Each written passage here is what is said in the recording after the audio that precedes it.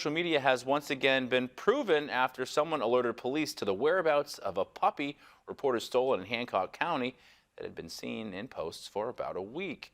This is the puppy sitting safely on a desk at the Brewer Police Department. Officer Chris Woodman responded to a tip just before 11 last night that the dog was in a car on Wilson Street. He found the car in the Walmart parking lot and says the people in the car denied having the dog. 31-year-old Jacob Carney of Eastbrook left the store. Police say he was driving the car.